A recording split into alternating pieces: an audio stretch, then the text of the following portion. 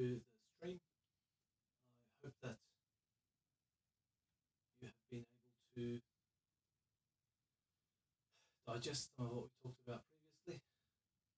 And we want to make sure that everything's up and running, and we will commence. Today's topic is Monday-itis. If you're working tomorrow or you're returning to study or some form of functional life, you should already be asleep by now unless you're outside my time zone or you've got a pertinent thing going on. So now, there is something here. That I'm trying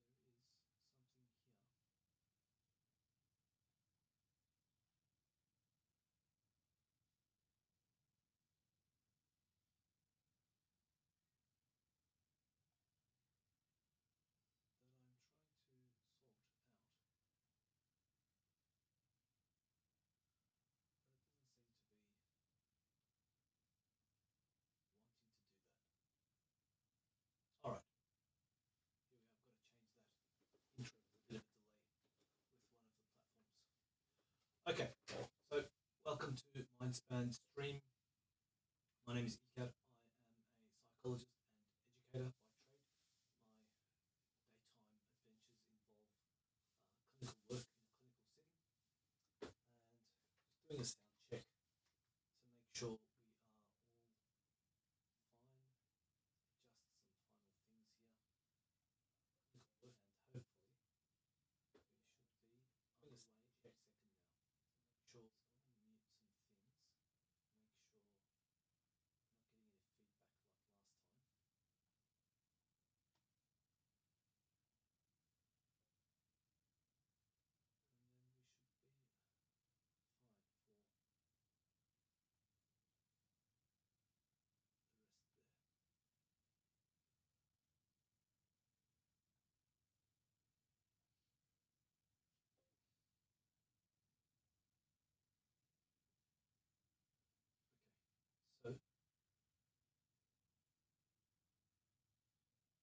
check everything, final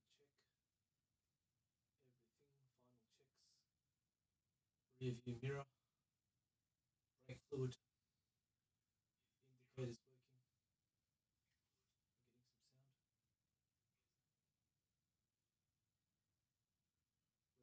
1, 2, 3. Here we go. Hello.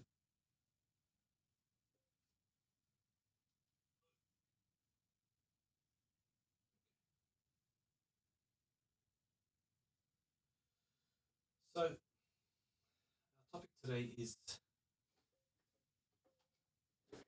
Monday-itis, return to work and study. We're doing a reset. Some people around the world might have already commenced work and study. Let's get straight into it without further delay. So Monday-itis reset. So Monday-itis is very real. We're going to talk about that. For anyone going back to work or back to study, I just want to make sure I'm hearing. Okay, here we go. Here we are now. So welcome back. I'll have to cut that part out or something. We'll figure that out. So welcome back to the Mindspan stream. My name is Ilker. I am a psychologist and educator by trade. And today we are talking about various topics, but around the world, maybe some people are returning to work, study, or some other form of functional living. And it can be a bit of a dread type situation returning to work. We'll talk about that. We'll talk about the word dread as well. And I've prepared something of a presentation for us to work through. So whether you're here in the flesh live, welcome aboard. Give us a thumbs up and a like and all that rest of it. It'll help support the channel. If you're here watching this later on, welcome all the same. And as I say, by day, my daily adventures involve working in a clinical setting, as a psychologist, offering assessment, treatment, and diagnosis, interventions, working through caseloads to help people function better and improve their lives and living. So today, because we're working through return to work to some description, return to study, it may be that you're returning to work and we want to do some preparation. We want to get some reframes going. We want to look at some elements of understanding how to sort of function better at work and improve our functioning through, all sorts of understandings like stress management or working through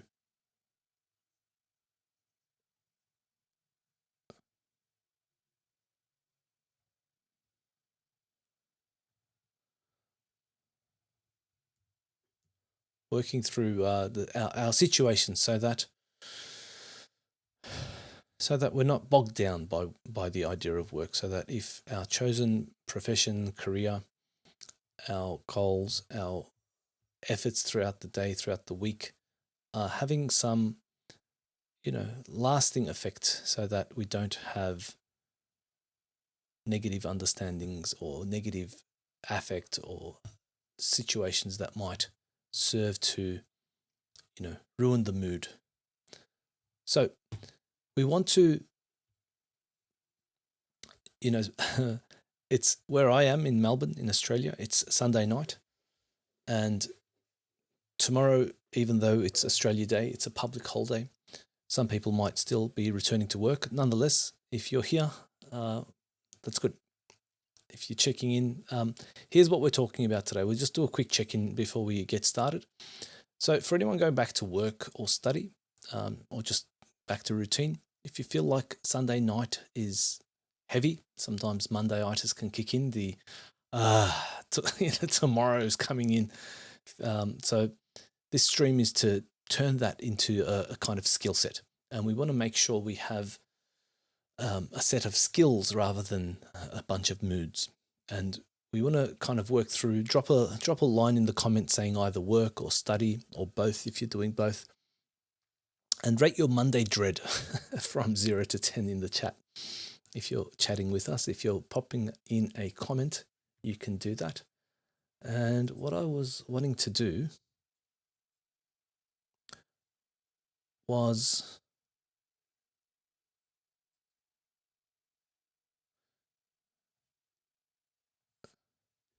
to build through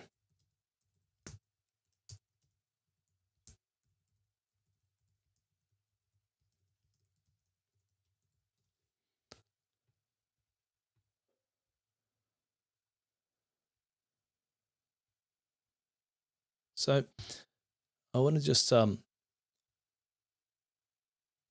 also maybe we can add an intention for ourselves, build an intention, have some goal-oriented observation, watching.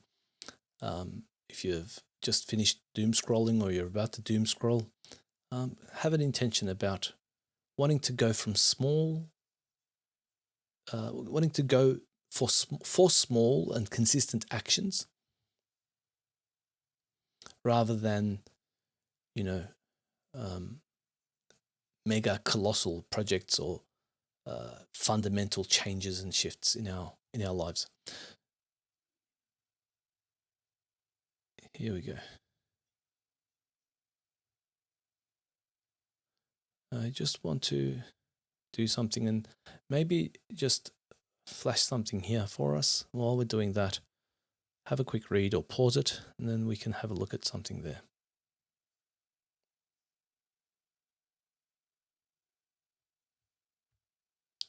All right.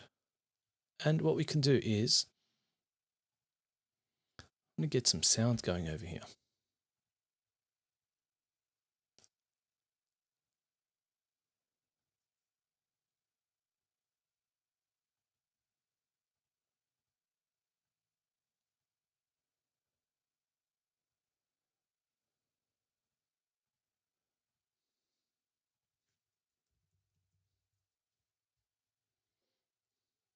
Let's see if this works.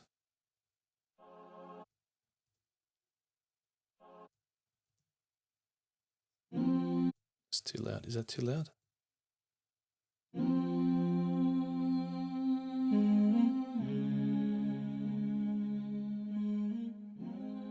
Yeah, let's put that in. That's nice.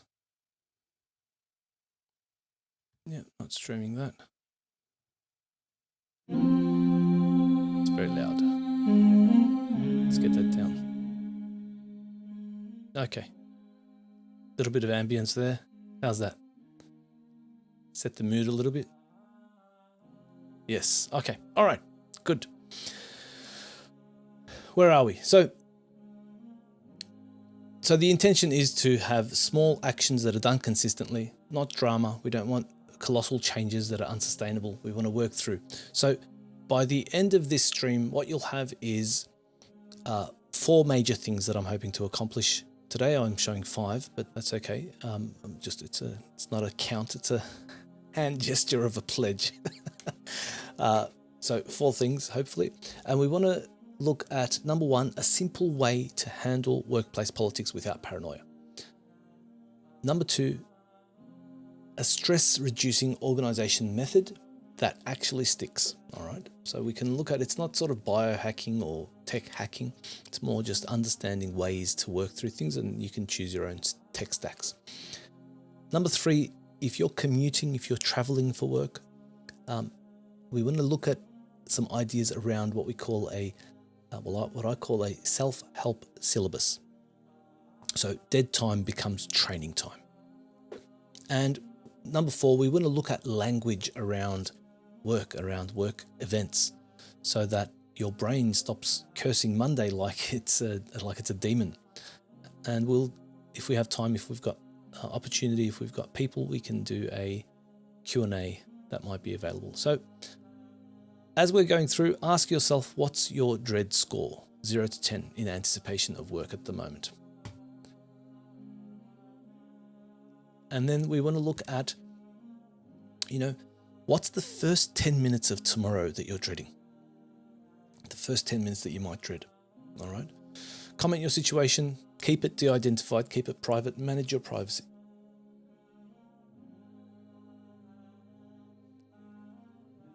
All right. So let's jump on to what we've got over here. And that is this idea of understanding the elements of what is, first of all, Monday-itis. And if you look on the screen, I'm going to try to present this in a way, if it's visual, if you're here with us live or watching this later, that's great. If not, if you're only listening to this, I'm probably likely going to stream this on audio only as well. So I will do my best to be as illustrative with my speech as possible, so that there's maximum benefit from that as well. Let me see if I can, if there's a way to increase the size of this.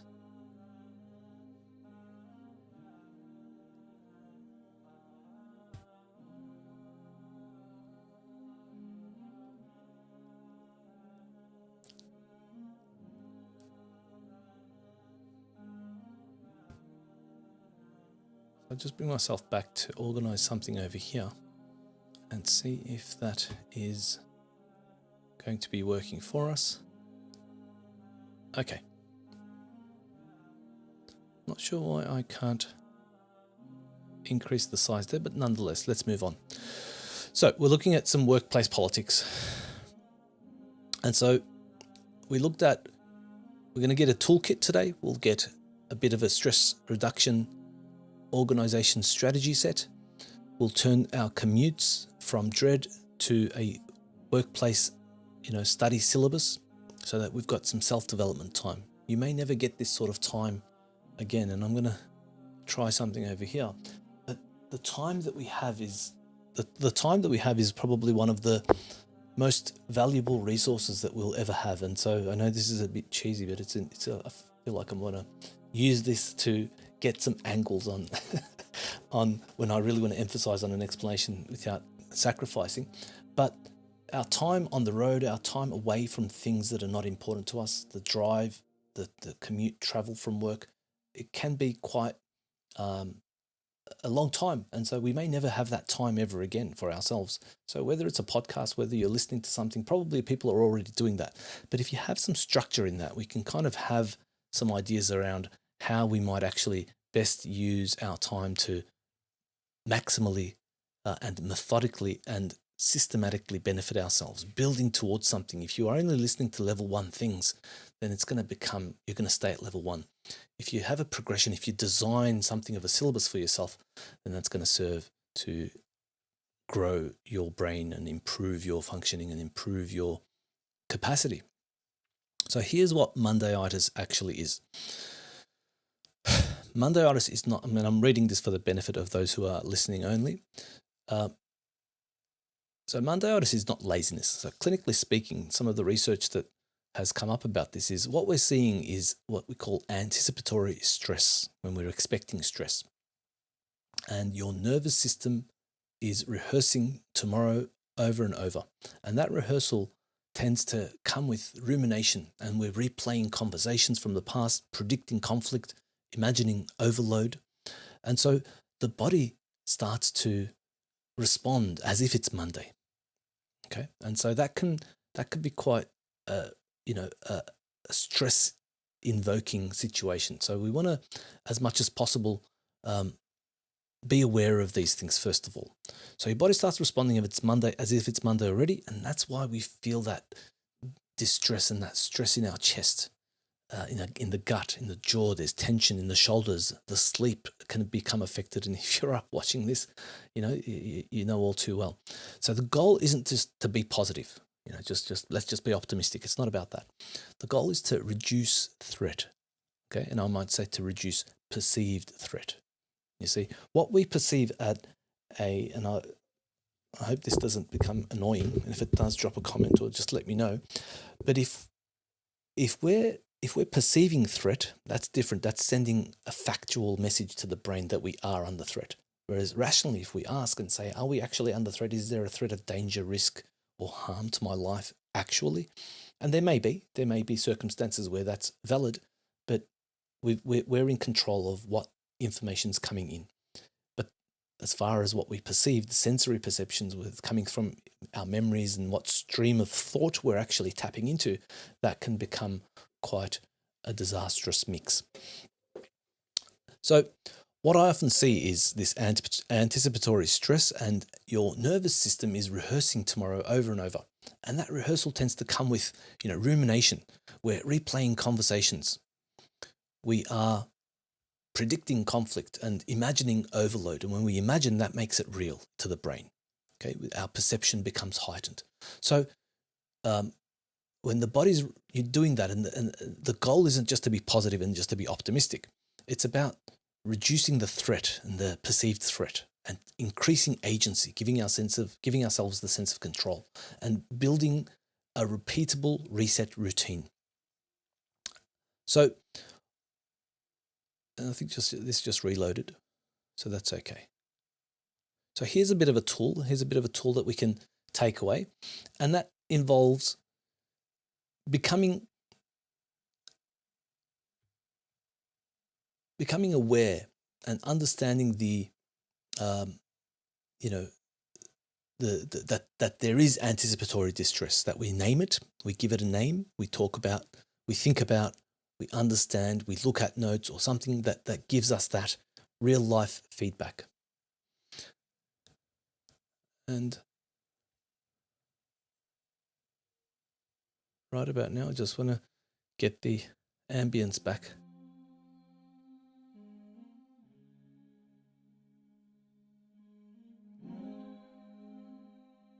Yeah.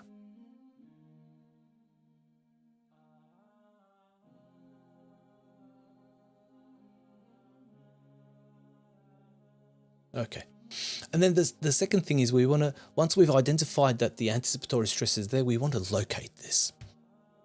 And so when we locate what's going on, is it in the chest? Is it in the gut? Is it in the jaw? Is it in the shoulders? Is it something that we're holding in? Is it something that we feel in our physiology? Is it how we're breathing? Is it chest breathing or diaphragmatic breathing? And we can ask, what's the sort of what are we going to do? Instead of anticipate, we can ask what the next 10 minutes or the first 10 minutes of tomorrow is going to be like.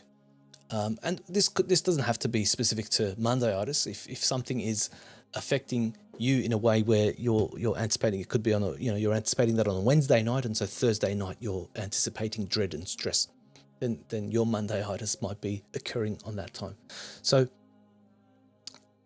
we want to decide on what the brain wants to actually focus on and try to anticipate what it is that our brain's actually reacting to. A little bit of self-analysis, self-understanding. Not the whole week, not the whole job, just the first 10 minutes. Just focus on that small slice of time first. Because once you can name the first 10 minutes, you can build a first 10-minute plan. And that can reduce the threat. Once we've got de-escalation through the help of the parasympathetic nervous system, then we can replicate that, we can duplicate that, and we can amplify the effects of that. So maybe in the chat or in the comments, tell us what that looks like for you. Is it emails? Is it the commute? Is it the traffic? Is it your boss? Is it your co-workers? Is it the underlings? Is it a meeting? Is it a certain class, a certain subject, a certain topic, an assignment that you might have done?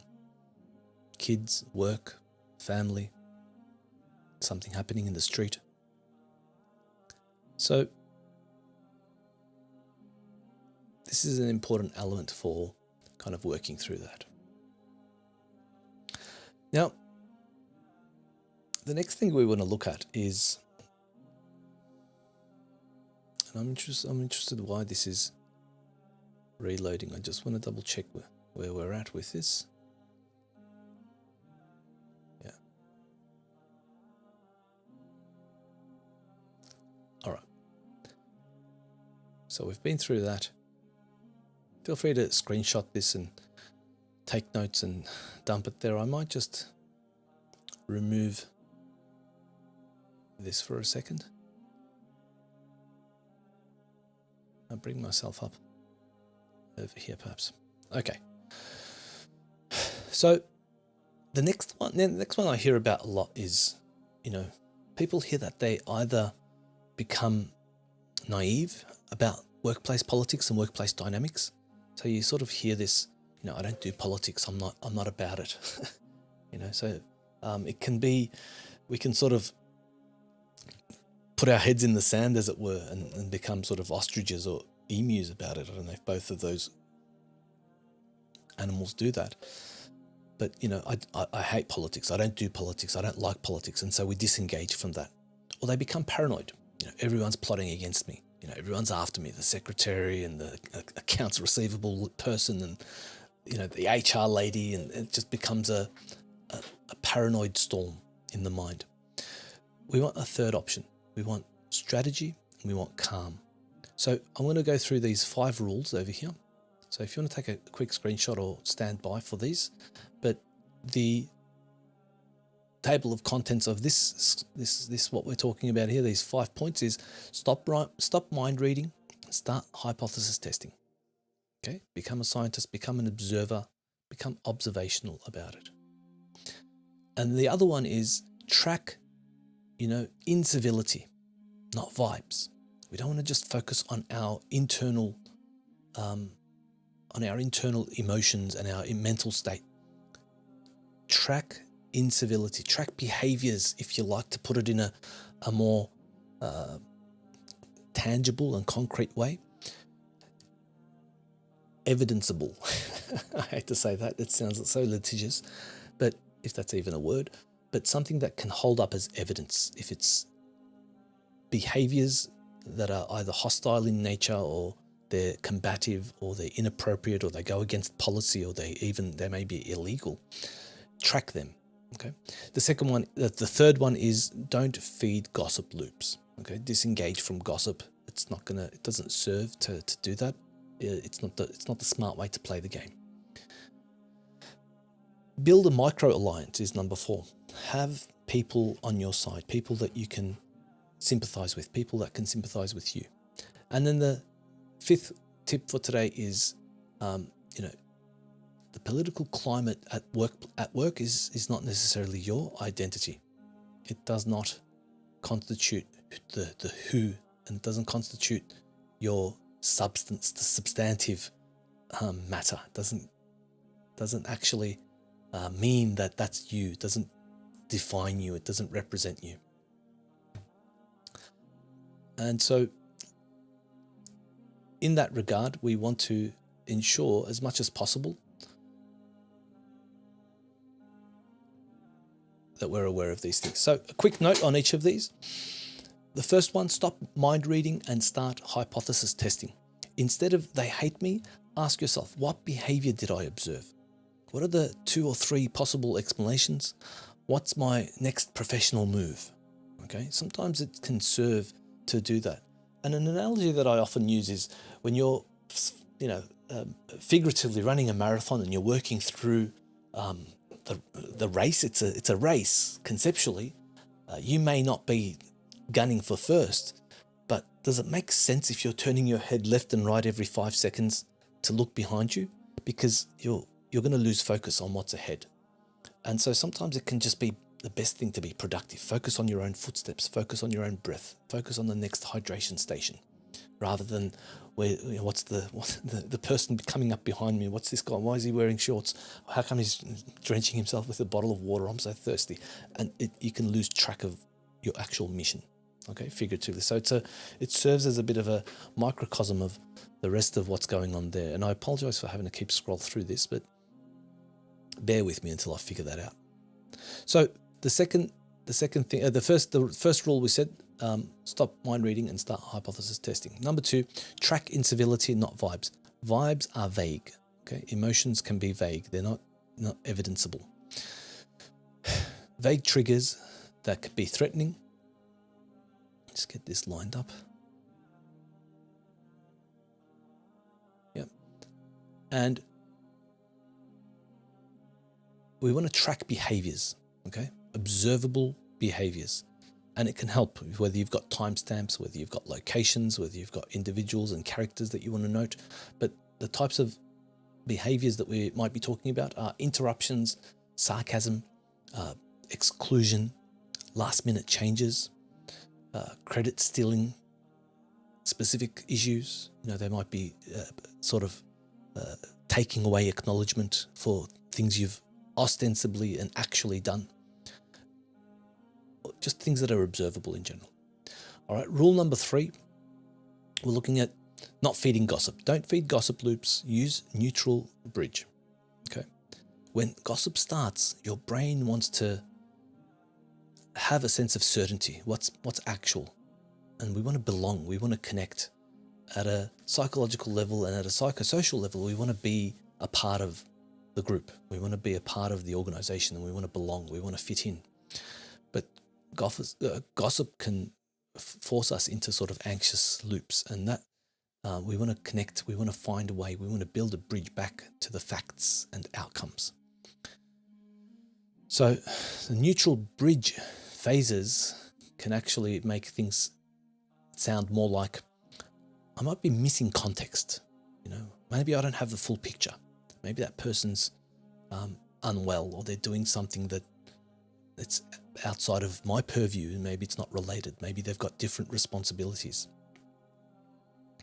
What outcome are we aiming for? And that's an important one to kind of get us reoriented to what's happening, what should be happening.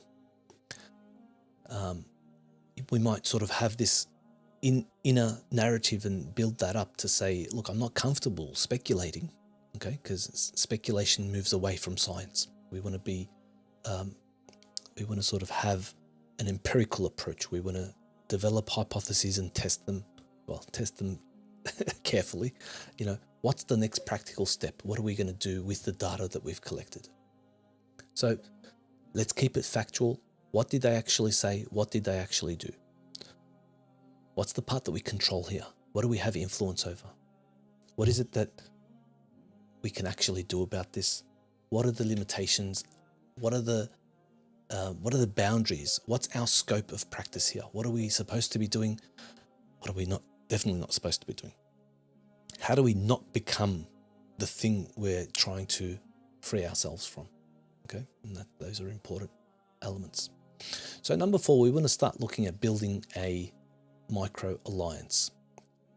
Build an alliance. Have people around you.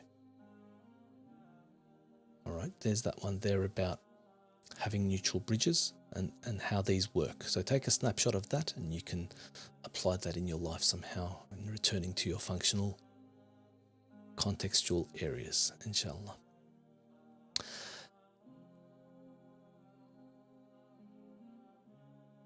Yeah.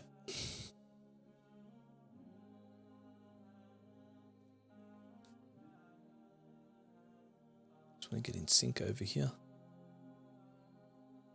All right. So when we start looking at the organization as threat reduction, okay, we just want to gain clarity here. When your brain doesn't know what matters, it treats everything as urgent. It's like the analogy of a smoke alarm. It's like a badly trained smoke alarm. If it detects combustible or combusted smoke, then it sounds the alarm, rightly so, accurately and correctly. But if it's not configured properly, then even steam from the kettle can set off the alarm, even though it's just vaporized water. And so it can be inaccurately or incorrectly triggered. So we want to make sure we've got an attuned, smoke alarm analogy. So we are not planning the problem. We're not overthinking about the problem. We want to just develop, this sort of, it's a threat detection issue rather than focusing on the issue itself. We want to zoom back, take it back a step, and rather than just put the problem in our sights, we want to just recalibrate our own threat detection instrumentation. So your nervous system is constantly scanning for these dangers.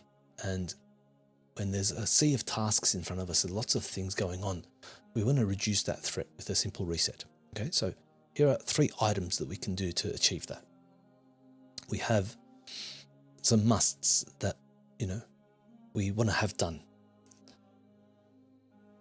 And these are sort of our non-negotiable elements here. So outcomes for tomorrow, we want to have these, it's not nice to finish. These are actually required. And when we have those must-dos, we can focus on those rather than let that develop and turn into problems for stress activation. The other one is when we have a second list of things to do that are nice to do, not musts. List A is a must-dos, and then list B is like, it's nice to do. So everything else comes after that. So the must-dos, we focus on that when we get off track, and then we can come back to our sort of luxury thoughts, if you like, or everything else. They'd be nice if we have that. These matter, but they don't activate threat. You'll get to them if time permits, if you have the resources. They're not ignored, they're just deprioritized. Okay, so tomorrow you protect list A first. Write down a list of your actual musts. Allow me to just wet the whistle very quickly.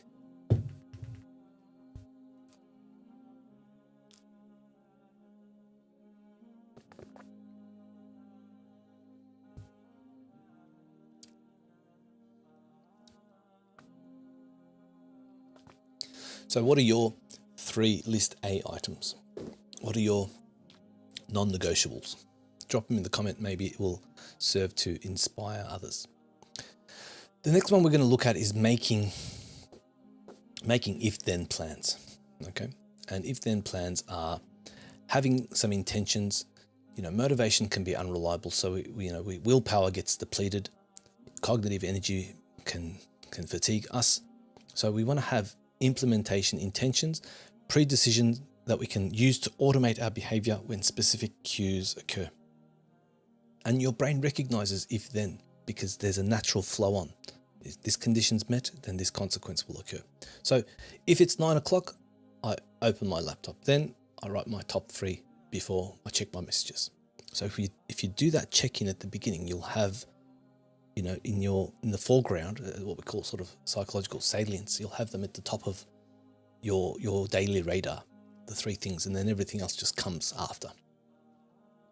If I sit in my car before work, then I'll do 6 slow breaths. Maybe I'll do my adhkar. Maybe I'll do my quick salawat, not in the car, but in another setting perhaps.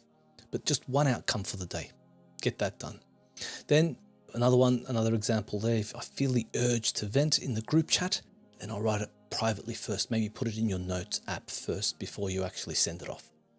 And that might even, if you are going to send it off, at least you'll have the way to kind of work through it and think about the wording, or even spell check it or whatever. So you can build your own ones. Those are some examples, and the research is clear here. People who use if-then plans are 2 to 3 times more likely to follow through on their intentions compared to those who rely on motivation and willpower alone. And you can check the sources in the comments for the research pertaining to that if you want to develop your understanding further. Take a snapshot of this screen because I'm just going to jump through this one just in the interest of time. We're about 36 minutes in, so I want to make sure we get through without dragging the stream on for too long. But we're looking at now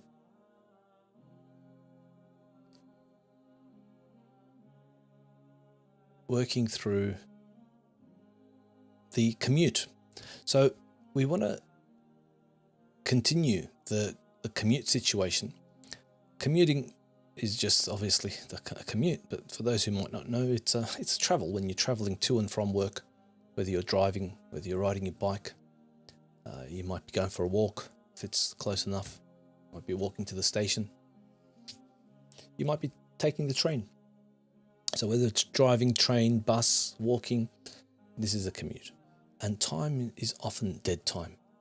So we might get tempted and just use that time for doom scrolling or just looking at slop or developing slop. So we're going to turn that into a self-help syllabus. And we have sort of 2 tracks here. If you're watching, you can see that on screen. But the first track is what we call a decompress. And the second track is what we call a skill build. So for higher stress days, we want to decompress on track 1. For growth days, we want to skill build. So that way we're sort of alternating. We're not stuck in a rut. Okay, you can adapt these to your context, obviously. But the decompress track, being track 1 for higher stress days, is, this is a sample, it's a template. You're welcome to take it and adapt it to your needs. 2 minutes downshift breathing. Okay, bring your central nervous system to rest. 5 minutes to sort of name the stressor. If you're journaling, you can do that. 5-10 minutes to reappraise one issue only, not your whole life. Just focus on one thing. And then maybe the last 2 minutes to choose your arrival ritual. Maybe you do something. Maybe you go get a drink. Maybe you go for a stroll around a particular area of the building. Maybe you go and say hello to some colleagues, build networks, whatever that might be. Okay, so that's a sort of high stress day to kind of get grounded. With track 2, the skill building, there's a bit of a layout over here. I've got the 5 days of the week being Monday to Friday, and we want to communicate, a micro skill. We want to have one phrase that we'll practice, maybe on Mondays, and then on Tuesdays we might set boundaries. A yes and a no, how we might actually verbalize that. We don't want to just be accepting things all the time. We want to have ways to say no. Wednesday, we can look at conflict, building conflict resolution skills and tactics. One that serves the I statement. And what does that mean in terms of, here's what I think we should do, or my perspective on this is, my opinion about that is, and so on. Thursday, we can focus on a single task, pure productivity, just deep work. Friday, we can review what worked, what didn't work. Okay, and then we can sort of iteratively build that second track of skill building for growth days. Okay, same ideas if you're studying, similar situation, but when you do this, when you actually plan this, if you do the foundational work, if you know, to use a bit of a house analogy, if you're building a house, you've got the concrete slab, you've got the frame, you've got the wiring, the cabling, the drywalls or the plaster, and then you've got a structure. But if you do that, you'll weather the storm. But if you don't do that, you're going to be, you know, putting out spot fires and patching up building errors as you go. And so that can be a problem. If you spend time on the foundation, then you let the building be and you can live in it without having to think about maintenance too much. So this is what that means. We're looking at ways to kind of work through the actual building of our syllabus, building of that syllabus between decompression and sort of stress management, and developing a growth plan for ourselves as well, so we can sort of alternate between track 1 and track 2. If you've got a less stressful day, then we can kind of move to track 2 and build skill. Okay. By the way, if you're listening, if you're enjoying this, drop us a like, drop a comment. If you want to see this in action visually, jump online. We are at Mindspan HQ, and I will reactivate. Where are we? Yeah, there we go. We want to have, we want a community here. We want people to be able to share. We want people to benefit from this. It's something that I'm giving my time to. There are resources here that I'm willing to share, conversations that I'm willing to have. So, don't hesitate. Don't be shy. There's a bunch of stuff. This is hopefully some easy listening, helping and supportive productivity.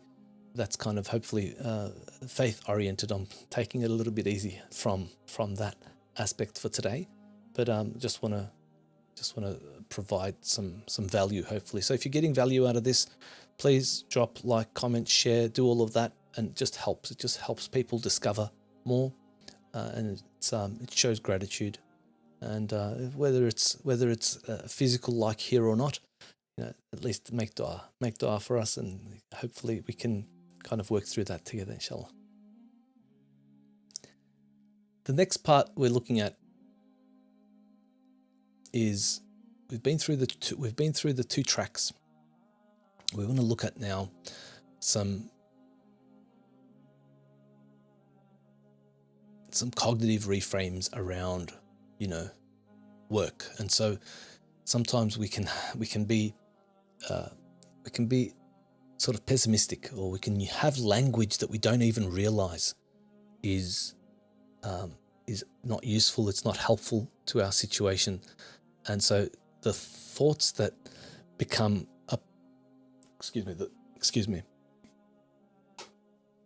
the thoughts that become problematic, we may not even be aware that it's something that we might become affected by. So if you're feeling trapped in your job, instead of thinking about this as I'm trapped, you might have a reframe like, look, I'm in a constraint, and I want to know what's my smallest lever. What's the smallest piece of influence I can exert over this situation? Number 2, instead of this place is toxic, what behaviors are unsafe, and what boundary fits here? Number 3, instead of I can't handle this, we can say, look, this is hard, this is challenging, this is difficult.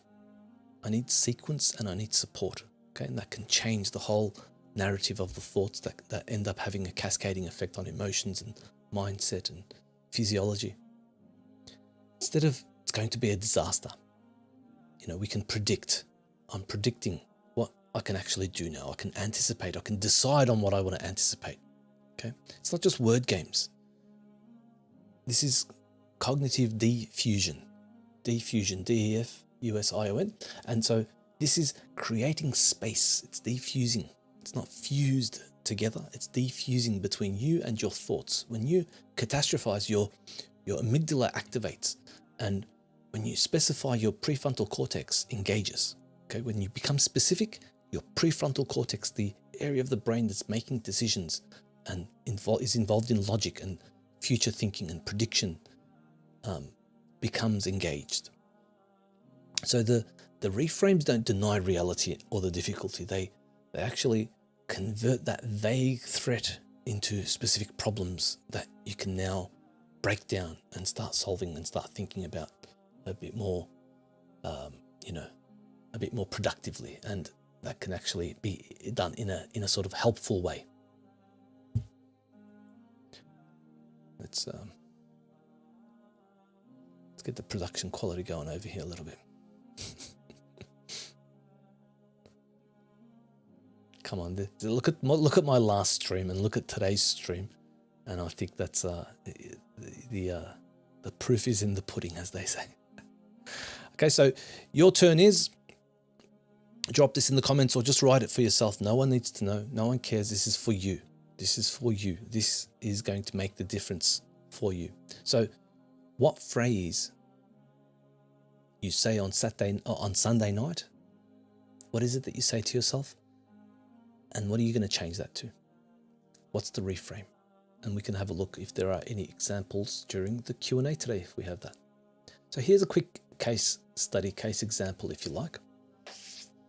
Whether it's for work or study, here's the scenario for a work-related case example. And I've just, so we've got a hypothetical person called Ivan. Ivan dreads Monday because his manager gives him last-minute tasks every week, derailing him from planned work. So here are the tools applied that we can sort of use from what we've learned today, from earlier on in the stream. First, we want to be able to name and locate and be narrow about what's going on. First 10 minutes, there's a manager's ambush coming. The top 3 list protects, the 3 priorities before the checked mail. If-then statements. If the manager assigns new task, then I ask, which of my 3 current shoulds I deprioritize? We build a bridge, a neutral bridge. What's the deadline and what's the priority level for that? We want the language reframe as well. I'm not trapped. I need a boundary. I need to develop that. I need that through conversation, through talking and figuring that out with whoever I'm talking to, whoever I answer to. So now, as a result of that, Ivan, our hypothetical, our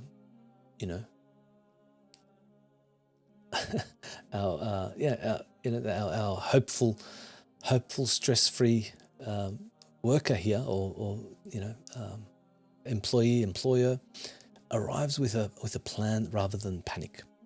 He predicts, I've said to her, on his top 3 and has a script ready for reassigning priorities. Okay, and you're welcome to log into YouTube or the other social media. We are Mindspan HQ on all of our social media platforms, and if you want to check out the second case example there for the study example, you can sign in and have a look. It's at the 50 minute mark. I'm going to move on for any Q&A. So we have some filters for some questions, okay? And the main ones are we want to, if there are scenarios that you want to kind of work through, whether you want me to cover in subsequent streams or subsequent conversations, or if there's videos that you want to look at, that might be a good time. So is this a people problem or a process problem? And that can be an important prompt. Number 2, what's the smallest safe experiment this week? We don't want a perfect solution. We don't want a permanent fix. We just want to know one low risk action we can take in the next 5 days. And that can help just clarify our thoughts and how we kind of process and think about things. And the third one is, what boundary protects your energy without burning bridges?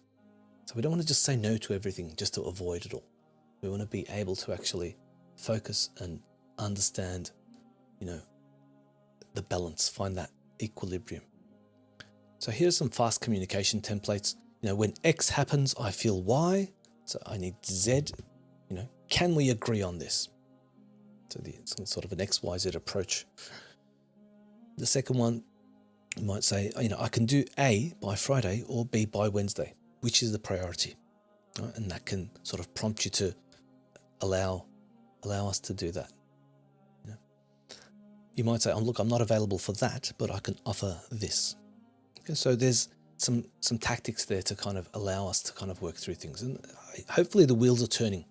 Hopefully you're kind of working through this, and it allows you to actually come to an understanding so you can use some sort of a mental model to apply your specific situation to solve daily problems or deal with Monday-itis, to kind of use some of what we've covered today so far to kind of connect those. And hopefully, like I said, hopefully those wheels are spinning and allowing you to sort of think through things a little bit more rationally and logically. All right. So where did we go? All right. The next step, we want to sort of just focus on being productive, being optimally productive. And we want to just at least, if this is all good or it's all bad, that's fine. Just choose one thing. Just choose a simple technique, simple element. And I realize this is a bit of a panacea of things that we've shared today, but we want to have the top 3.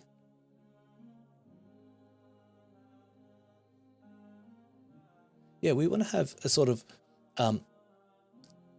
choose one of these things, whether it's an aspect of your workplace politics and dynamics and your skill with regard to workplace politics and how you move within that system, whether it's about your productivity aspects and focusing on if and then statements and working out that, or if you're getting too into your own head about things, you might want to think about the language that you're talking to yourself with. If you're wasting your time on the road and you feel like you don't have enough going on in your life outside of work, maybe just develop a commute syllabus and develop your learning plan, whether it's a track 1 for de-stressing or track 2 for growth. So that might do us for today.